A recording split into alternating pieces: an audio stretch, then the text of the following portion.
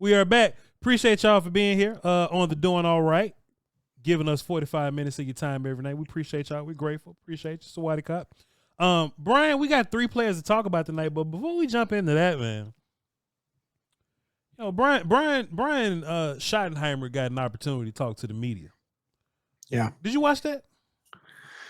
I watched the one he did for breakfast. Is there one that's been updated since the breakfast? That's the one when he was drinking the coffee. You got it. Okay, gotcha. Man, bro, I'm just gonna tell you what I took away, and you could just react to me. You know, of course, our media friends they were asking questions about team building and roster management and what way you think the draft is gonna go and all that good old stuff. Cool. He really reiterated a couple of times about O-line and D-line. He mentioned many times about O-line and D-line. And Brian, I think if you listen close enough, you can tell me if I'm right or wrong, or if I'm close or if I'm off. But he ran through the free agent signings or whatnot. Mm-hmm. But he left a lot of room for one tech. He talked a lot about pass rushing. He talked a lot about threes. I think we'll still add some ends, but he left a lot of room empty for one tech. If you look at the offensive line side, he's we would love to have offensive line, you know, and to build towards that unit. Now, Brian, you got 2 first-round picks, a third that's probably the best guy, a third rounder that's the second best guy on that line right now, maybe. Terrence is tied up with the money. I feel like, personally, you can tell me if I'm wrong, I think they left some room for right guard there. Just me listening to him, I don't think he's spoken a way of, oh, yeah, we need to fill out the bottom of the offensive line and we'll just go from there. It sounds like there's some urgency in building an offensive line, Brian, and the only spot that jumps out is right guard to me. Now, Brian, this is where it gets tricky, and I'm going to let you go. You tell me if I'm wrong. Man, Clarence Hill messy as hell, man, but I know Clarence now, so I can say that. Yeah. Clarence came out and was like, man, what you think about wide receiver 2 in particular?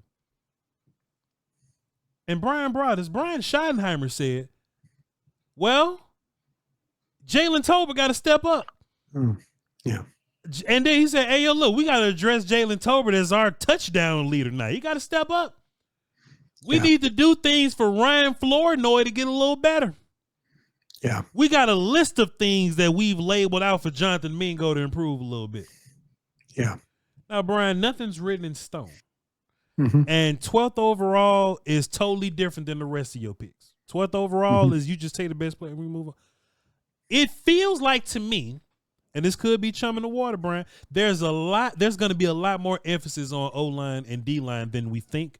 And I hope this ain't the case, but maybe they aren't in an emergency at wide receiver like they think that they are with one tech and right guard. Just tell me if I'm off, Brian. Just react to me reacting to him. I think they're more of an emergency of thoughts at the one technique than guard for them.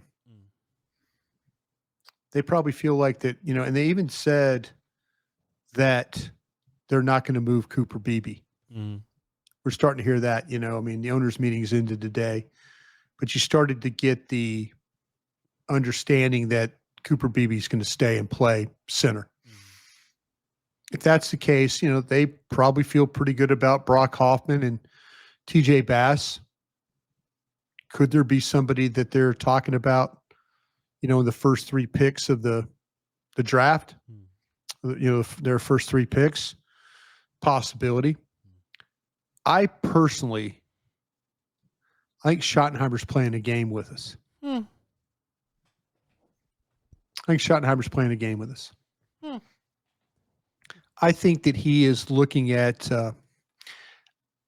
and I should probably walk this back a little bit, but I kind of feel like to me that he mentions, you know, one of his things was he talked about building earlier. He said building from the outside in, where usually it's inside out.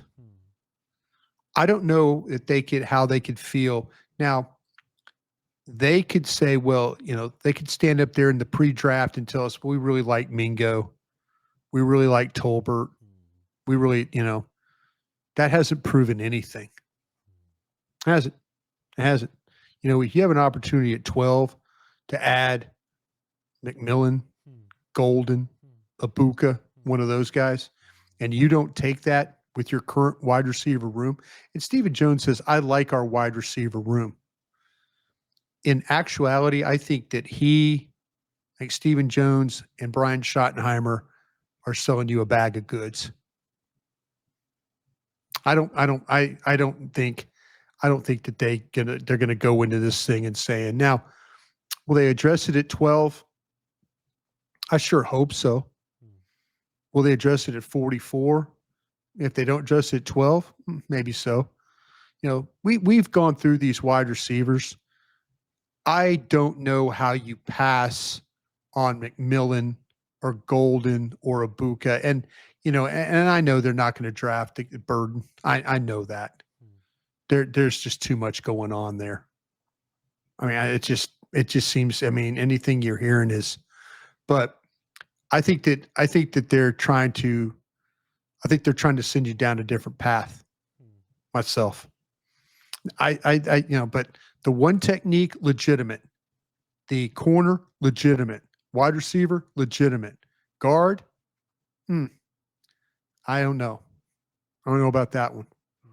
But I'll tell you what, I think they're trying to throw you off the scent of safeties. We had that conversation about Andrew Makuba, 30 visit. Makuba. Yeah, Makuba. I think that they're really trying to not tip their hand all that much about how much they like these wide receivers. Because and I don't know how you go in. I don't know how you go into the season.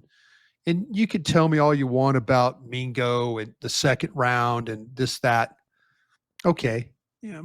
But it's fine. We'll see what happens with him, in camp.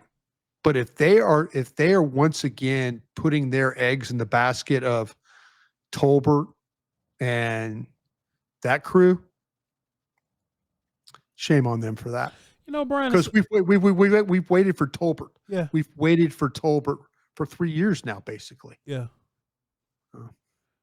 Brian, it's almost like if you just look at your board, it's almost like a blinking light obvious that the best value for drafting wide receiver would be in the first round, second round, depending on second. Because like once you get to Williams, Noel, Harris, Johnson, Hudson, Nash, Bryant, those are some fourth round guys. Also, you would kind of get a feel that those guys are what Mingo is. Man, what happened with wide receiver? with running back last year, right? Yeah, same thing. They like some running backs, but there was a point where they felt like Rico was better, so they just said, "Damn, run." I think for wide receiver, I think that's at the end of the second round, really, Bryan Broaddus. I think if you're not getting anywhere from McMillan to Jalen Royals, I think you might as well just hold on to your picks and go draft something else. Sure. Yeah, I totally agree with you on that, and I think they're trying to steer us a different direction.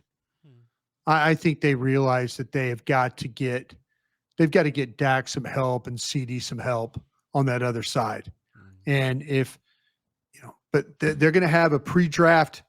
They're going to have a pre-draft meeting with the media. And they're going to tell us they're going to tell us all about how much they love Mingo and how much they love Tolbert and all that. Michael Mayer. Yeah, I think they're bluffing us. I think they're bluffing us. I don't know. Like I said, there's too much. Now, if they haul off and draft a one technique or something like that, yeah. But I kind of feel like that. They're open. I think they're open to I think they're open to a lot of positions. I don't think this is one of those things that they could say, well, we're good at wide receiver and we're good at this and good at that. I think any position they draft could probably help them. And people I know out there, the quarterback spot, they're going to draft a quarterback, but it's not, of course, not going to do it at 12 or probably at 44. but they're going to draft a quarterback. But they're open. They're open, and I think that Schottenhiemer and Stephen Jones are trying to sell you down a path that, well, hey, we're happy with our wide receivers. Well, in actuality, they're probably look at their wide receiver room and saying we need to upgrade that quickly. I had this old joke about you I used to tell. Mm-hmm. You didn't know me back then. But it was a joke about you I would always say. I would say, you can't trust anything that anybody says about drafting until Bryan Broaddus comes out and asks us what we think. And what I meant by that is, Jerry can say something, these guys. But when Brian comes out and he says, what do you guys think about Leighton Vander Esch? Yeah. That's when we start need to pay attention to Leighton. And look, that may be a week or two before the actual draft. You know what I'm saying? Oh, yeah. But what do you guys think about Tristan Hill? And it's in the second round. Like, we nailing second round. I think when we start hearing, like, 4 or 5 days before the draft, like the week before the draft, I think that's when we'll have our answer. But right now, I still think we washing the dominoes, Brian. No, I do. But I would be real careful of we really like our room bit, because you were 7-10 last year. Yeah. You there's no way you like that damn room. Hey, no way you like that damn. That's fair. No. And you lost Brandon Cooks, so that room's a little worse. So fair enough. Yeah. And I think that, I think Schottenheimer in his first year, I think he's kind of trying to throw us off on some stuff, but I'd keep an open mind about all these positions, and it encouraged me as a group. 2 things. When Schottenheimer told me, he goes, and this is something I kind of been calling for, and I even talked about it on this program, was the coaches stay out of the way the first year. Yeah. Let Schotty be the tiebreaker guy. You got Will McClay, Schotty, Jerry, Steven. Let those guys be the tiebreaker guys. But the other coaches, we have some coaches that have never coached in the National Football League. They're good coaches, but they need to see how this works. And I was really encouraged by Schottenheimer coming out and saying that, about Will and the staff, and it's a full-time job for them. That was encouraging to me. So I like to hear that. And I hope they give these guys, it's a big responsibility for these guys now. It's always a big responsibility in the draft, but he's going to put some pressure on these scouts to come up big. And I think that's as a scout, that's all you can ask for. I think the 49ers going to mess around and take one of the wide receivers off the board from us, Bryan Broaddus. That's just how I feel. It could very well happen. I think the 49ers ahead of you need to worry about them trading out of the spot. Sure. And like all of a sudden somebody gets a gauge, they're watching our show. I mean, I'm just throwing it out there, or they're listening to Clarence Hill or Todd Archer or Calvin Watkins or, anybody that covers this team, Nick Harris, anybody that covers this team. And all of a sudden 5 days before the draft, it's like, hearing this, and all of a sudden it turns into, if I'm a pro personnel guy who's responsible for the Cowboys and knowing their team, I'm putting together everything that Voch, Lombardi, Bryan Broaddus, Todd Archer, all these guys, and gals, what they say. And I'm saying, man, it really does sound like a consensus that they're looking at this guy. They're looking. Todd Archer, for example, ESPN does that mock draft every year where they have the ESPN writers are part of it. Yeah. For 2 straight years, Todd Archer made the exact pick. And Bill Poley in both years go, there's no way. They're not taking that guy. No way. 2 straight years, that guy got the pick exactly right. See, there's if you're a pro director or pro scout at one of these other teams, you're watching We're Doing All Right podcast. You're watching the draft show. You're watching and kind of figuring out, like, when that owner or general manager asks me, hey, Brian, what team is going to take a defensive end when we're in the middle of the draft in 2005, and Jerry Jones asked me, he goes, who ahead of us, Brian's going to take a defensive end? And I said, Cincinnati and Minnesota are the two teams we need to worry about. Erasmus James, David Pollock, both went off the board. It wasn't Marcus Spears. We caught a break there. The draft gods were with us. But their job is to know, and I think that, to me, that's the thing that you have to worry about, that teams like San Francisco and others have kind of figured out that, well, Dallas is kind of honed in on this player. And if we want that player, we're going to have to get ahead of Dallas. Dallas, maybe even the Bears at 10 is another one that might bail out of there. I think Dallas is in a kind of like I say, San Francisco's a team that they lost a lot of players. They're going to need to replenish a lot of that. I could see them backing up in this draft and trading with somebody that jumps ahead of Dallas. And then you and I were watching War Room Cam when they go to Dallas's pick, and the reaction is, oh my God, we just lost our guy, and see how that goes. And it happened to him, if you remember, it happened to him when they picked Zach Martin. They were going to take Ryan Shazier, and they lost him right in front of them.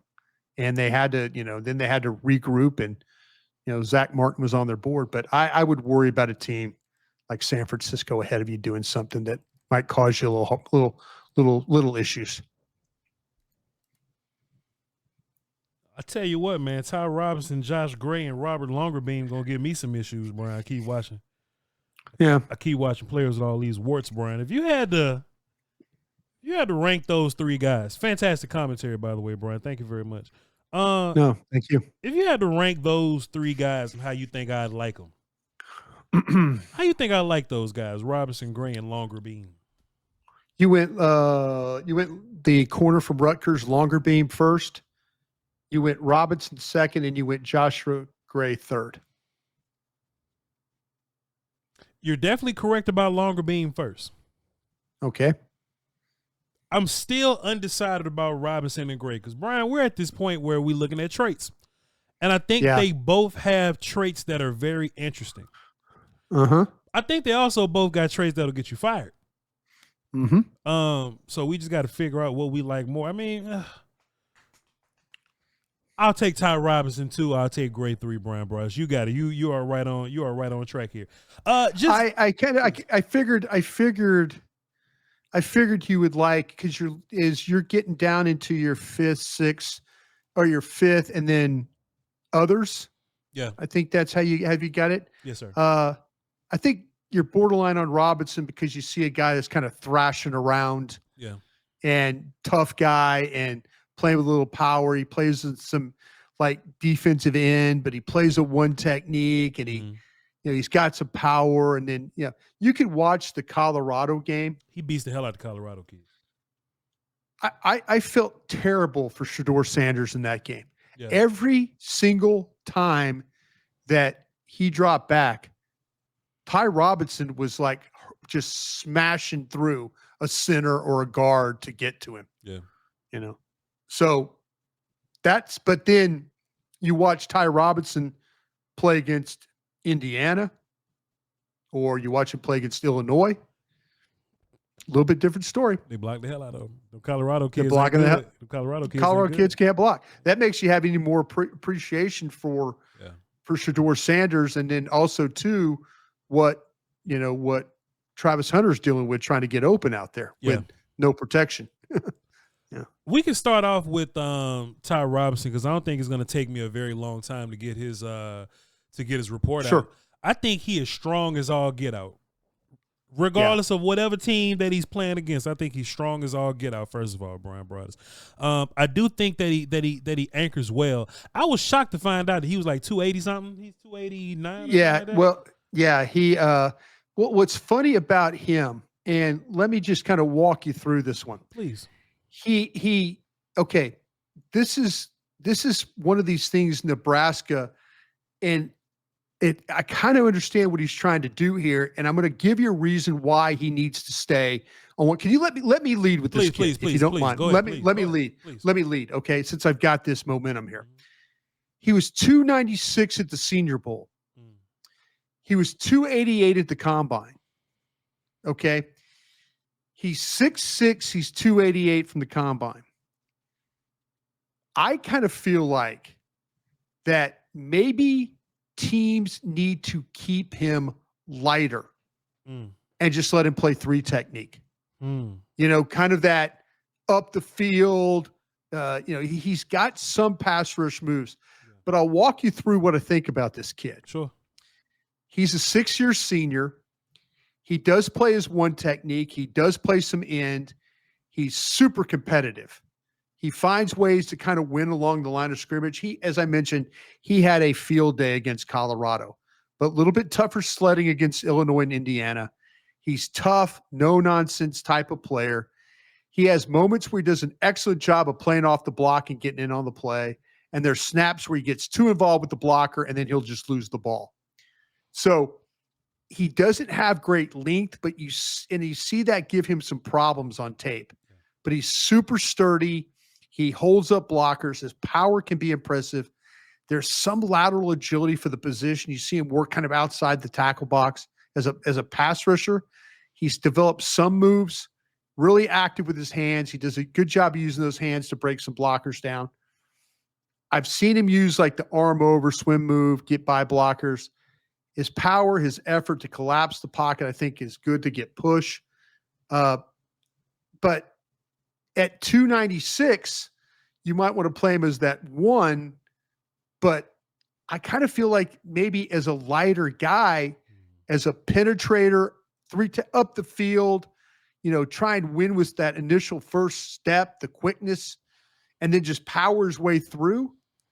That might be the best for him to do than play him at 296 or higher and just play him as a 1 technique or as a 0 nose. Well, that's really what he wants to do, bro. He wants to go forward. Like that's his game. Yeah, he really does. And that's kind of why I think that teams would be smart to say, listen, we're going to draft you to play as a 3.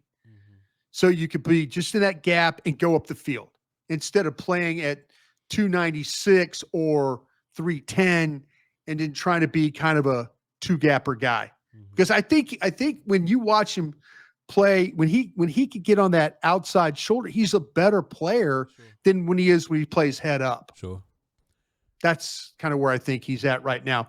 I personally, I put him in that 5th round. And I'm kind of, I'll take that back. I put him, okay, this is where you're going to hate me. I put him in the 4th. Okay. Now hear me on this. I got him in the 3 technique. I got him ahead of Hemingway from South Carolina, who I have in the 5th. But here I have Mills. And does Mills from Notre Dame a 5th for you or a 4th? I got a high 4th on Mills. I got him over Deion Walker. And well, he's a 3 for you. So he's just he's a 4 for me. Yeah. Okay. So see, I kind of see like Robinson, Mills, kind of the same guy. So, and I've got Mills in the bottom of the 4th.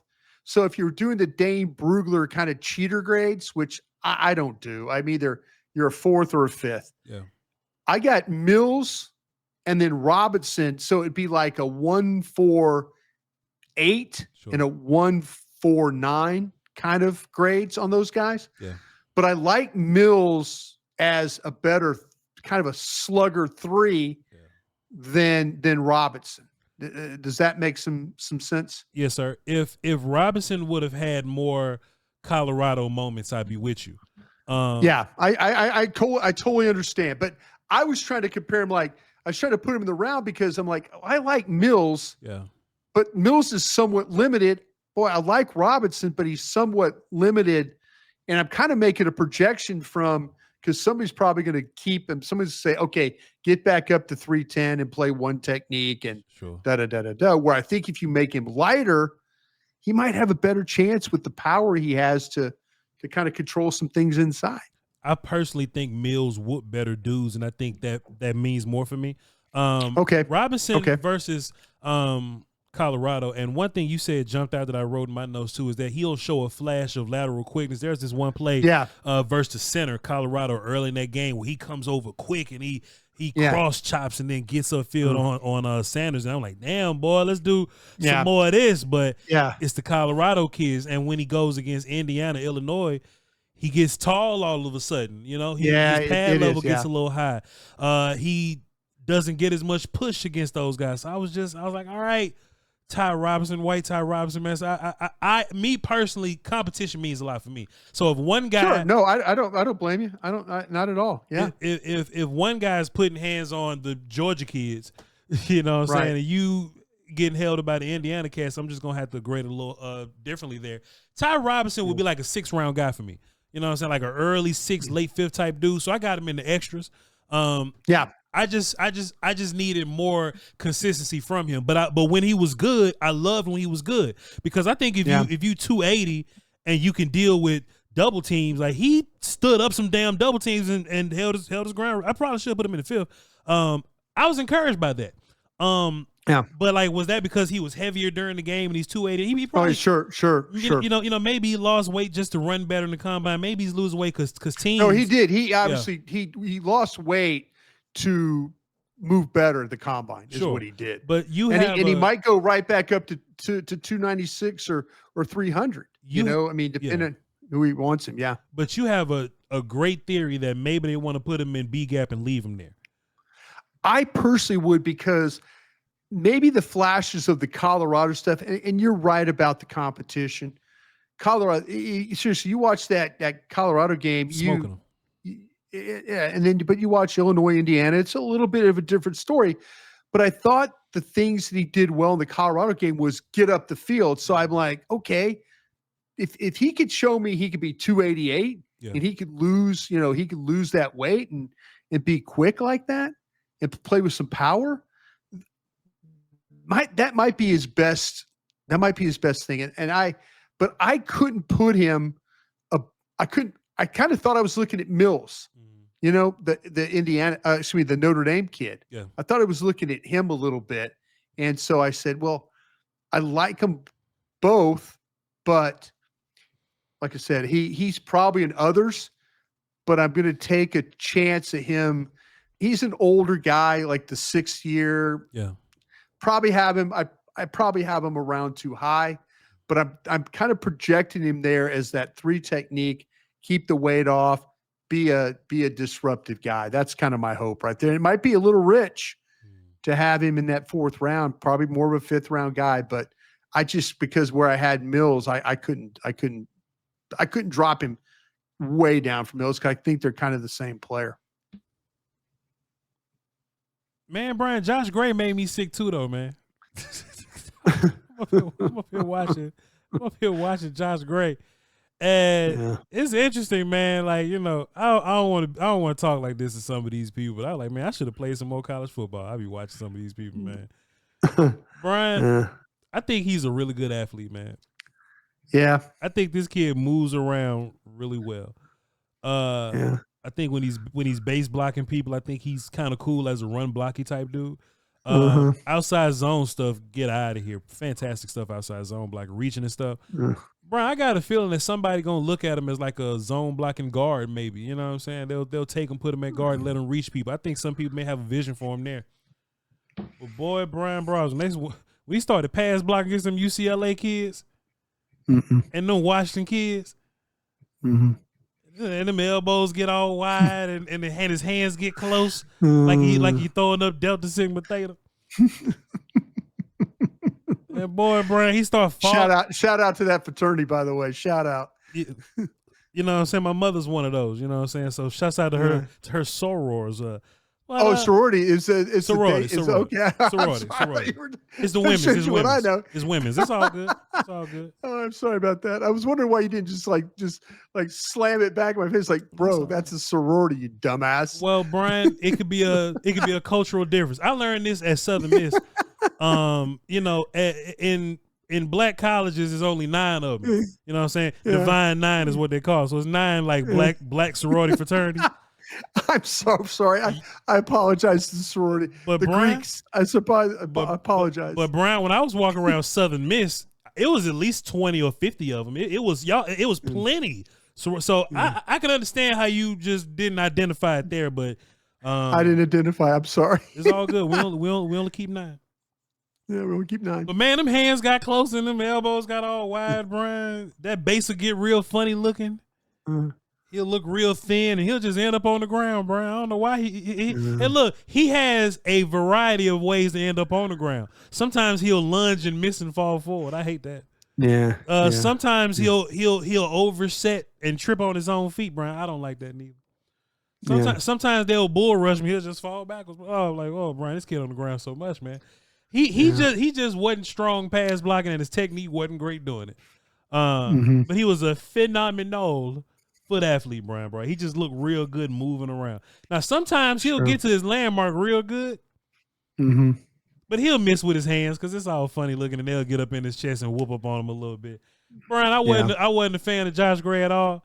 I got him in the extras too. But I tell you what, if he work hard and put that foot quickness to work and deal with the other stuff and lift some weights and all this other stuff, man, Josh Gray might be all right one day, man, but I don't see it now, Brian. Yeah, I would consider him in the others as well, which would be the 6th round for me. He was a starter at left guard. He has been a starter at left tackle majority of his career. He was a 5-year starter for the Beavers. I thought he was a much better run blocker than a pass blocker. His set was, at best, that's the struggle. He can't move his feet well enough. And it didn't react that well as a pass blocker. And that was a concern to me. He was more of a catcher of blocks than a puncher of blocks. And I thought it was really hard for him to recover when he misses with his hands. I didn't think he mirrored all that well. If he does get his hands in the right place, he can hold on. But he is a shorter armed guy. I think he needs to move his feet better if he has any kind of chance. He doesn't have that change of direction. He'll win more with his positioning than ability. But ton of starts, straight line speed at the combine. I think he ran a 5.07, but his power numbers were not that impressive, which shows up on tape. So, as my Hall of Fame boss, Ron Wolf would say, I'm going to let somebody else be a hero there. But 6'5", 299. And I've been wrong about players that have not had strength, but this guy also, I think he struggles with the movement aspect, straight line speed, but the other movement stuff. I think that's kind of been a problem. So I am going to let somebody else be a hero there for that particular player. Yeah. We ain't got to talk about it too long, Brian Brothers. I just wasn't a fan. He made me sick, man, but it is what it is. Longer Bean was interesting though, Brian. He was. Do we have another kid that we add into that cluster of possible nickel guys? You knew exactly what I was doing there because here's a guy that's like 174 pounds. So you're trying to or actually 175 pounds, 5'11", 175. He is super competitive. But he's not the biggest guy weight-wise, but, you watch him play. He's got tenacity. He plays with vision. He's awareness. I think he played pretty well zone or man. He does a really nice job of driving on the ball and making plays, and he is a willing tackler. He's not afraid to come forward and deliver blows. He could wrap up when he needs. In press coverage, when he can get his hands on the receivers early, I think he's in pretty good shape. When he triggers really quick when he's playing an off, he's a twitchy type of player. And he does a good job of running with the routes and playing when dealing with the inside routes. You can watch the USC game, see a couple of that. His quickness will help him here. He might fall, and this was my line, he might fall into that category of corners in this draft who are smaller but quicker for those nickel rolls. He ran 4.41 at the combine, and that was his combine speed. I do love the way he competes. Clubs might be turned off by his thin frame at 175, but I think they'll like his toughness for the player. But he does fall into that, in my opinion, he does fall into that mold of guys that we've talked about, the Huzzies, the Muhammad's, Parrish, that kind of guy, the Parrish. Right now, Riley, Parrish, Strong, those guys, 3rd round guys, Huzzy, Muhammad, kind of 4th round guy, Longer Beam, and then Harris, who we watched from Iowa. Mm-hmm. I had Longer Beam above Harris, but I think I like Longer Beam's quickness on break. Harris is a bigger guy, but plays more zone coverage. Yeah. Where I think Longer Beam could do more, and I think he could be a nickel for you. But I got him in the 5th round. Like I say, 3rd round corners. So I got some of those nickel guys up there. Some nickel guys in the 4th round there, kind of mixed in with Dodson and Bryant from Kansas, Alexander from LSU, and then the 5th round Longer Beam from Rutgers, and then Harris from Iowa in the 5th round. So that's kind of how I've got those guys placed right now. I got Harris in the extras, Longer Beam at the 5th round, and I got Muhammad after him. And the rest of the nickel guys, they like right over him in 3rd and 4th. Above him, yeah. I didn't like how much they played him in off coverage. You know what I'm saying? Yeah, that's former the head coach there, Rich Schiano, I think is it Rich Schiano? Schiano, Greg Schiano, Greg Schiano. That's his name. Yeah. Greg Schiano. Yeah, it was a defensive coordinator, Ohio State, Rutgers, head coach, Tampa Bay Buccaneers, maybe a little bit of an influence there. You feel like the kid got some pro coaching. The zone coverage, but he what they say, the old click and close, pedal, then click, go, and then go forward. I thought there was a little bit of some explosiveness in the way that he played. Yeah. And the way that the toughness that he showed at $175. I was expecting like, hey, not today, man. I ain't doing that. Yeah. But read and react coming up and stuff like that. Yeah. He was more than willing. And maybe that's because that coach, Greg Schiano, is like a tough guy. And if you're not playing with that kind of demeanor, he ain't going to play in his secondary. So, sure. Maybe this is it. Maybe this is one of those nickel guys that we're kind of looking for. I think he's clearly a day 3 guy. Yeah, for sure. But I wonder if somebody will take him earlier than what we have him. But he kind of falls in that mode of like he does not have bulk to his game. But he might be the toughest of the 175 guy, or those guys that are under 6 foot and then down on weight. Me personally, I'm not drafting none of the 170 kids. I'm gonna let y'all be that hero. Because somebody else be a hero. Yeah. I need y'all to walk on water, man. If you're gonna be 170, and that's another thing. Yeah, I learned that one too. I see him better swimming. Walk on water. I see him swimming, Bryan Broaddus, so it's all good though.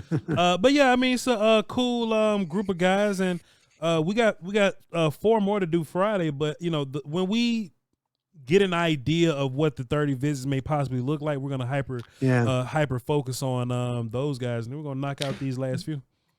Dallas Day too could be something. We start hearing some whispers about some Dallas Day guys, and maybe there might be a lot of Dallas Day guys that we've done, but maybe there's some that we need to kind of focus on too. So that Dallas Day will be important, and then also as you mentioned, the 30 visits. That's I think that's where their drafting is going to probably come from. It has in the past.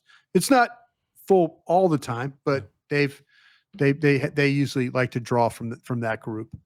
Nick Harris has a list on Twitter, and I will look over it. And if there's a name, is that Dallas Day, or does he got the 30 visit? Dallas Day. Okay. So we're gonna check out Dallas Day. I mean, whenever I'm sure whenever 30 visits come out, there's gonna be some pigeon flying in the window or something with a little scroll, because they don't want that out digitally. You know what I'm saying? So we'll figure it all out. Oh no, we've had that list has gotten out before, and a prominent media member posted every single name, and we all looked at each other like, "What just happened?" That kind of thing. I will ask you after, ladies and gentlemen. I can't tell y'all. But you don't know how I reached out to that gentleman.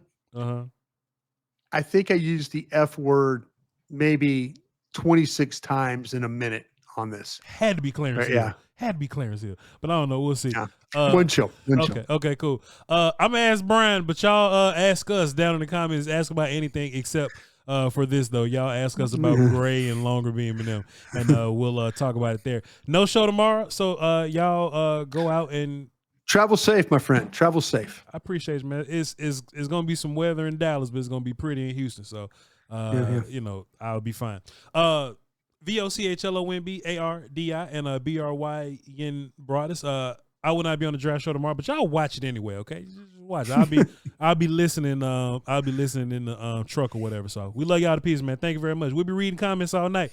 And y'all hold it down for the Doski Woski, man. Until next time. Peace. Crown.